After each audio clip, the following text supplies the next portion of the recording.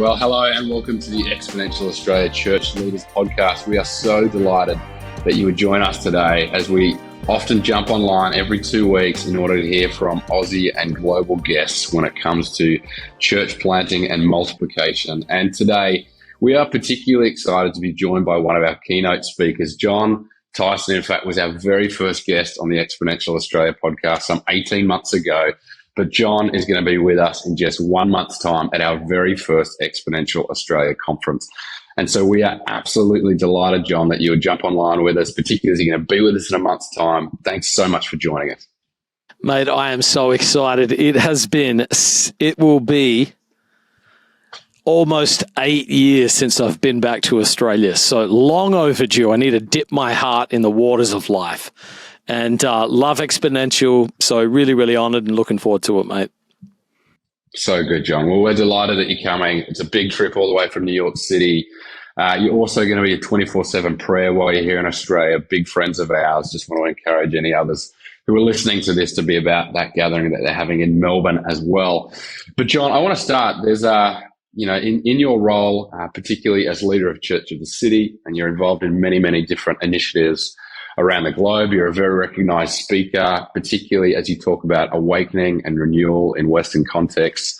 You seem to have a bit of your finger on the pulse by way of what the Lord seems to be doing. And I know that's a very kind of generic statement, but you've got a prophetic gift. You abide in the presence of God. You're very passionate about prayer. I wonder, just as a kind of generic way to start our conversation today, you might just share what you sense the Lord is doing. We're going to get to some kind of conversations about, what God has been doing in 2023 all around the world. But for you specifically, what is your hunch as to what the Lord is doing in this moment? It's so funny. I was reflecting this morning on something people don't think about too much, which is the conditions of moves of God. Now, we say generically like, these moments in history are ripe, it's times of decline, but like really digging into those things. And I had this sense, here's what I was meditating on this morning. Gosh, we really missed it in COVID. I think that was probably the greatest missed opportunity of our lifetime. Here we all are at homes with stuff all to do, except what? And I think we started strong with prayer, and I think we got sabotaged. I think a political spirit took over the church. I think we lost our focus on seeking God. Maybe here in the US, politics just went wild. I really think we missed an opportunity, mate. And so I was reflecting on that this morning. Like, when are we going to get another chance where the whole world is shut down and we've got a chance to get together and pray and seek God? So I was grieved by that. But then I was reflecting on the beauty of what God did at Asbury, and it was absolutely wild. So here's what I would say. For all the sadness I have for the missed opportunities, I'm more hopeful than ever for what we've seen God do. And so overall, I would say God is telling us that the things that we've read about in history and the things that we've read about in the Bible are actually possible in our lifetimes. And what I've been saying to our leaders, we've been, honestly, ever since I was a kid in a Pentecostal youth group in Adelaide, been talking about revival, praying for revival. And I've taken a little bit of criticism for it over the years. And now I'm just telling our people, we're not crazy, we're just early.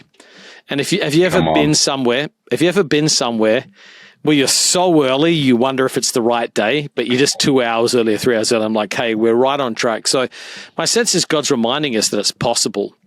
So yeah, I think God's just lifting our eyes, lifting our faith. These are glorious days to be alive. They're challenging days, they're heartbreaking days, they're desperate days, but I think God is just showing us He's not just the God of history, he's the God of the moment, and he wants to meet us where we are. So I just sense faith rising. I sense hunger rising. I sense people dissatisfied with the spiritual status quo. One thing I'm grateful for, the days of being obsessed with church models and celebrity pastors, they functionally, they're over for right now. I think what people are actually worried about is whether or not God's at church, let alone some famous pastor or something else. So anyway, very encouraging days of faith, days of hope. And I definitely see that the tide sort of rising everywhere, a shared spiritual hunger. So Amazing. John, already you've mentioned some really big blocks in that. You talked about the pandemic, you talked about Asbury. I'd love even to just kind of, it's pretty fresh in your, memory right now. You guys have just had a phenomenal weekend at Church of the City. You've just had a guest by the name of David Thomas, who was with you from Asbury. And just as you were leaning into prayer and renewal and awakening as a church that you have been for a decade, John, that's been, for anyone who knows your ministry, that's part and parcel of who you are. I wonder if you just kind of reflect on that, even before we get into some conversations about church planting as it is right now.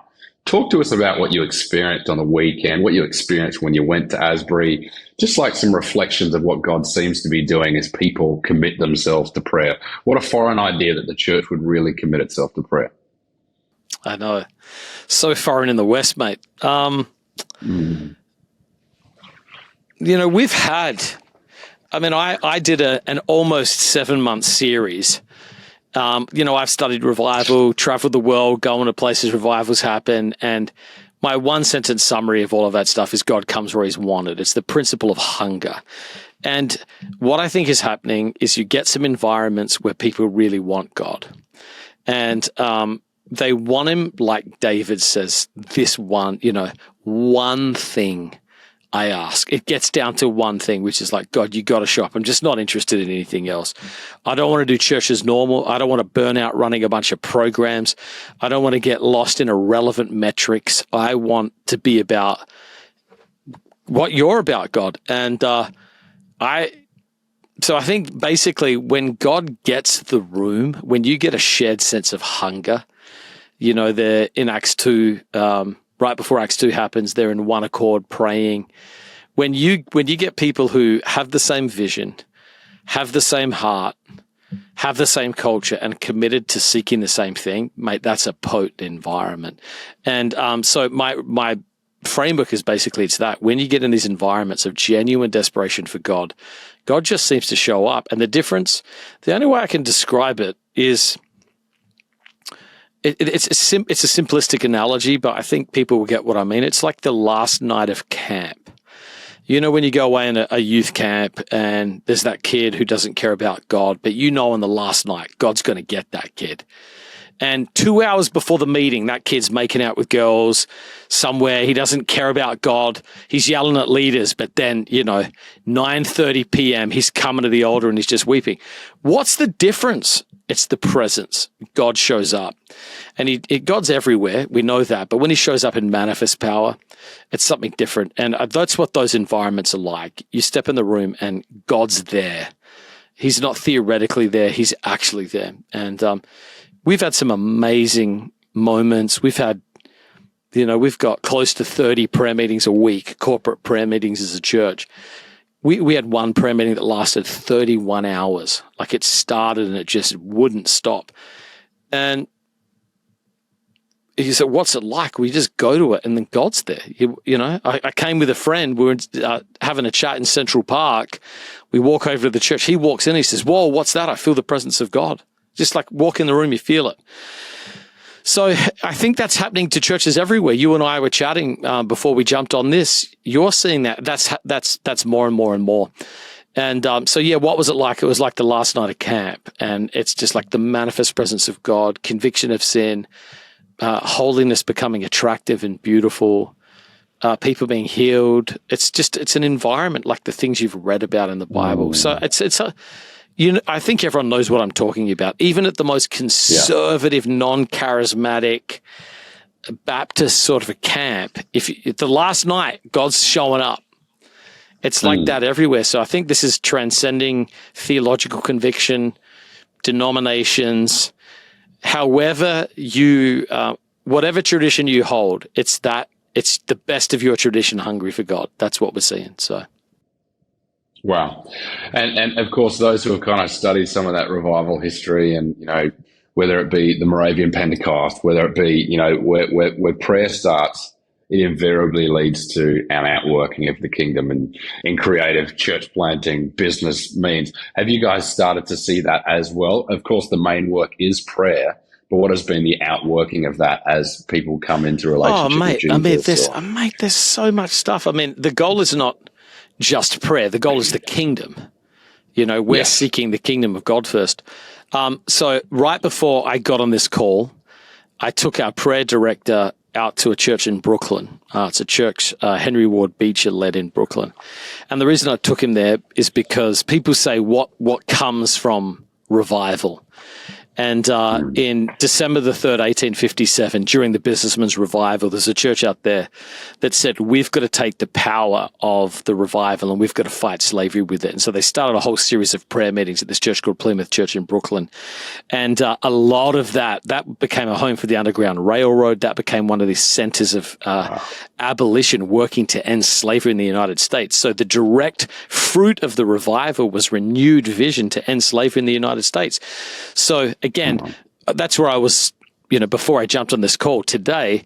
And the reason I put it there is like we do revival tours, meaning we show people around New York where God's done this stuff. And I was like, we need to include a portal of all the justice sites that have happened around the city because of prayer, revival, and seeking God.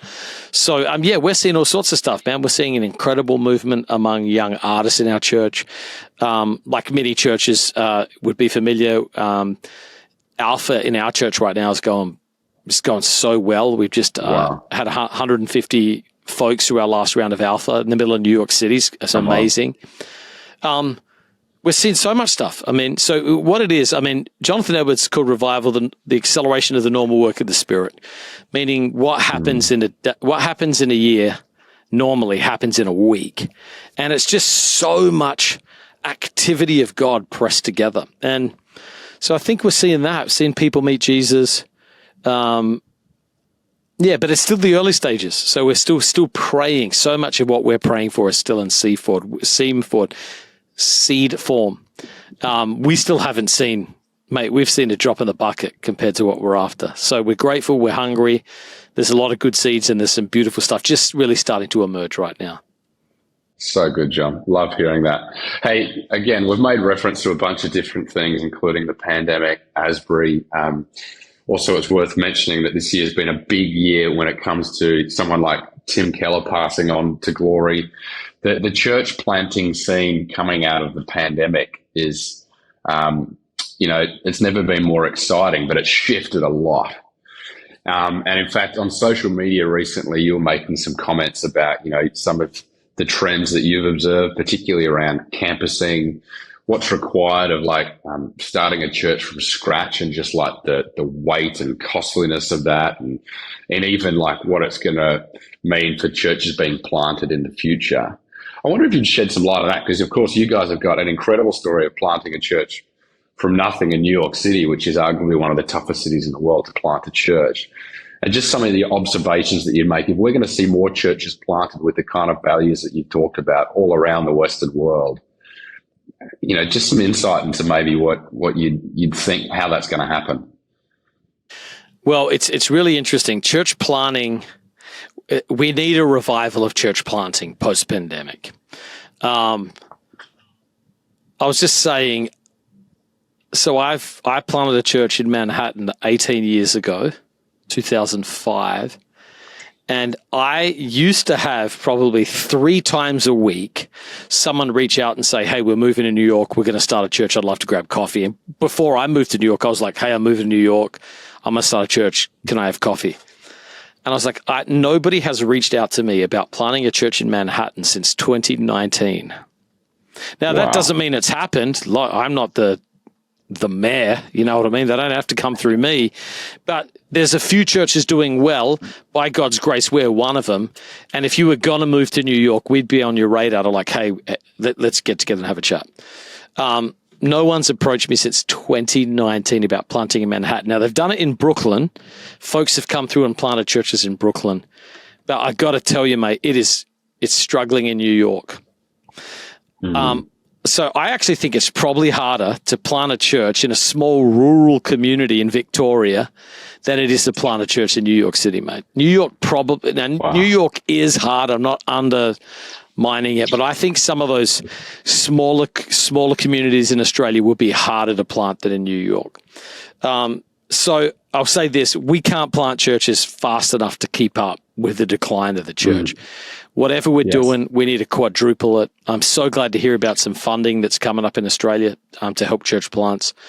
Glad Exponential's there. They've obviously, worked to accelerate that sort of stuff in the past. And so having that show up on the Aussie scene, I think, is very strong. So I would say it's so much momentum was lost in church planting during the pandemic. And it's time for another revival of church planting. We got to get folks praying for their communities, taking spiritual responsibility for their communities, getting a vision to plant churches. I'll tell you one other thing. Another big opportunity, I think, is either merging churches or taking like all the ways of church multiplication and acceleration. We need them all. I would never pit starting a church versus taking over an established church. You young leaders coming up, generational transfer, churches merging together to do more together. I'm for all of those things. Whatever way accelerates Jesus' course through his church, I'm about it. But I will say this, it's struggled post-pandemic, and we've got to get back into it with fresh zeal and energy. Love that. So good. Jon, obviously you've made mention that particularly in New York, but definitely across the Western world and in cities, the last 4 years have been tough for particular models of church. Maybe, I think of, church growth, celebrity pastors, beg your pardon, scandals, credibility, all those things that you would have seen and experienced firsthand in New York. And in fact, as a church, you guys have been going through this series currently called Rediscovering the Church and what it means to rediscover what God intended for the church. And I just wonder if you could shed some light on that as you guys are tracking through that, as you've seen and experienced some of the pitfalls and downside of what the church has built itself upon in the last 20, 30 years. How are we able to rediscover the church in this season?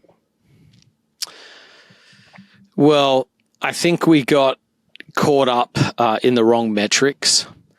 I feel like we just sort of lost our way, mate. We started tolerating things that Jesus promised to discipline the church for, which I think he's done. Jesus says, you tolerate that woman Jezebel. It's you get what you tolerate more than anything. We just tolerated the wrong things. B, I think the church got obsessed with being cool. It forgot that Jesus said, they're going to hate you. And so I think we were so used to being left out that when we got a few celebs and felt cool, we felt like one of the in kids, That wasn't healthy. We just got our eyes off Jesus, mate. We got our eyes off Jesus, the kingdom of God, and God's mission, which is always about making disciples. And I think it was a big corrective. I think the church went through a bunch of discipline. God disciplines those he loves, painful but necessary. God's not worried about any individual church's brand or reputations. That should produce humility in all of us. Yes. It's about Jesus, not about us. And we should just get our eyes back on the kingdom of God and making disciples. So I think it's just a great reminder. What was so beautiful about Asbury? It was the most ordinary thing you've ever seen. I mean, it was actually below ordinary. From every standard of good church, it was at best a C minus. It just happened to have a nuclear bomb of the presence of God attached to it. And I think for a lot of people that felt refreshing, for an anxious generation, for an overwhelmed generation, for a media fatigued generation. It just was like so beautiful and refreshing to put Jesus at the center and rally around him. And so I think a lot of people have taken that to heart. And I'm actually very, very hopeful for what God's bringing out of the ruins of some of those scandals. I think healthier models, healthier emphasis with some really good days ahead of us. So good. Jon, this is a question that's a bit more personal in nature. For you as a leader, like you are a person who is high octane, high capacity, puts your hands to a lot of amazing initiatives. You're involved with things like preaching in, different parts of the world. You're teaching the art of preaching, which is just a phenomenal kind of preaching retreat that you run, involved with initiatives like Sea Rock and church planting accelerators, and passionate about forming men retreats and particularly fatherhood in this day and age, as well as things like marketplace leadership. I could go on and on and on. I wonder for you, as you kind of go on in ministry, since you're incredible kind of coming to faith in the midst of a Pentecostal revival as a teenager in Adelaide, and as the Lord has taken you on just an incredible adventure of faith, what has it meant for you to sharpen your life's purpose? And I know that you put yourself under the microscope often, even with things like coaching and refining what you were doing. What has that meant for you going on in ministry and to sharpen that? Well, I think at different stages of leadership, so I just want to say I'm only able to do all of this stuff because I had kids really young, and I think I was an empty nester at 43 or 44. So the kids were off, mate. So I had a pretty, when a lot of my kids had kids in primary school or just going into high school, my kids were gone off to uni. So again, I couldn't do much of what I'm doing back when the kids were in the house. So I just would say, number one, accept your season. Your season's a gift from God. Don't be fully present with your family. You're going to wish they were back. That's great. Don't, it's not as much my capacity, though I have a decent capacity. It's not as much my capacity, it's my season. So don't compare your season with someone else's season. Be present with where you are. But I would say over the years, you learn different things. When I was younger, I was flattered by invitations like, oh, wow, they would like me to come and speak, Now I'm like, I don't want to, I want to discipline and guard my time because I've got more clarity on what God's purpose is for my life. So, yes, a part of it, but I don't regret the things I've done. That's how you figure out, you find your voice, you find your sovereign themes, you find where there's, the hand of God's in your life and where you've got authority because you've been through some stuff. So I'm editing down a lot of stuff. A lot of times I say to people, hey, thanks. I don't really think I have anything to add to that space. I could show up and give some generic talk, but you should probably find someone who's, really strong in that. I say no most of the time these days. But yeah, I also, so clarifying your message, clarifying God's call, really important. You go through seasons where you figure that out. But I also want to reach my redemptive potential. And, there's that verse in Hebrews 6. It says, we don't want you to become bored or sluggish with your faith, but to imitate those who through faith and patience inherit what God promised.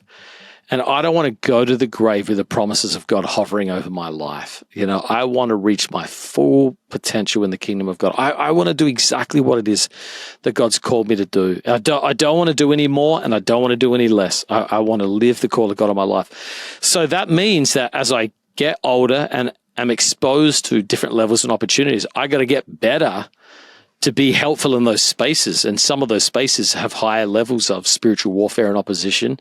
They require a level of thoughtfulness and reading and study in order to be effective in some of those spaces. And then I need to learn from people who've done well in those spaces. And I think that's where coaching comes in. So yeah, I've had a leadership coach, preaching coach. These are just people who are helping me figure out how to do what I do at another level. And yeah, so it does. Some people say it's like, oh, wow, I can't believe you got a preaching coach. I'm like, why? Don't you want to get better? I do, so it's like I need people better than me to help me get better. And so I never want to think I've arrived and I never want to be so arrogant. And then I also want to spend time with the younger leaders because I think I have so much to learn from those folks coming up. My kids teach me so much. My son's 23. My daughter's 20. Even the kids in our youth group at church teach me so much. So I want to be around older leaders. I want to be around younger leaders. I want to just have a posture of learning all the time. Love that, Jon. Well, mate, that brings us to our final question. And of course, we mentioned at the start of our time together, you are going to be in Australia in just over a month, which we are so excited you're going to be here with us.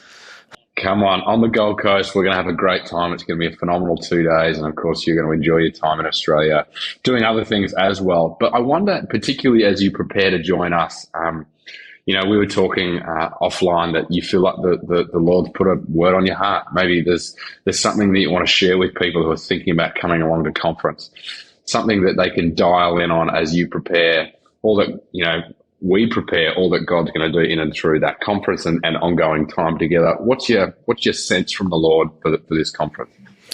Well, so if you permit me just to say one thing, just about Exponential. Exponential is there's nothing like Exponential in the US. It's in a category of one. So nobody has fully given themselves to church planting and leadership multiplication like Exponential. And so they're bringing a lot to the table. Now, I know it's Exponential Australia, but they're coming with a lot. And here's what I want to say, my observation. A lot of times, Australians bring the worst of the American church to Australia and none of the good stuff. And I honestly think Exponential is bringing none of the worst of the American church and a lot of the best stuff, which is actually leadership principle, not personalities, but principles, proven leadership, stuff that's really going to help people get better at what they do where they are. And so number one, I want to say, just as someone who's lived here in the US for a while, there's nothing quite like Exponential, and they're bringing genuine tools. Exponential's goal is to help you do what you do better in a way that you can actually do it. So it's not some huge aspirational model that you could never do. It's like, here's how to help you where you are. So that's just one thing about Exponential. You didn't ask me to say that. I sincerely mean it. I'm just saying that. Number two, it's a key moment in history. It's a moment we've all got to lean in. It's a moment where I think it's a preparation moment. And we deeply sense the Lord saying to us, get ready, I'm going to move. And we've got to have a discipleship base and framework. You know, if your church doubled in size, could you handle it? Could you follow up the new Christians? Could you grow the existing believers? Do you have a leadership development plan? Do you have the capacity? And so a lot of times God's not answering our prayers for growth because we literally couldn't handle it. And so I think it's a preparation season. So I'm definitely excited to talk about how to prepare for God to move. I'm personally excited as well. I pastor a local church, mate. I'm in my church offices right now. You know, I've had a day meeting on all sorts of topics, church staff prayer meeting this morning, talking about we're in a building crisis. So the speakers are bringing real life work, not theory, the absolute best of the stuff we've learned. So I'm excited about that. I think that's going to be helpful. And I think God's getting the church ready, mate. He's getting the church ready for something great. There's a new generation coming up. There's another generational transfer, and we want to give this generation something healthy, something they want, not something they have to tear down and start from scratch again. So looking forward to it, mate. So good, John. Hey, we've been so blessed by your time with us today. We're counting down the days. It's going to be a great event as we all gather together on the Gold Coast. And we really appreciate your voice and what you are pioneering for the church in the West. So thanks so much for your time today, John. Always good, mate. Appreciate it.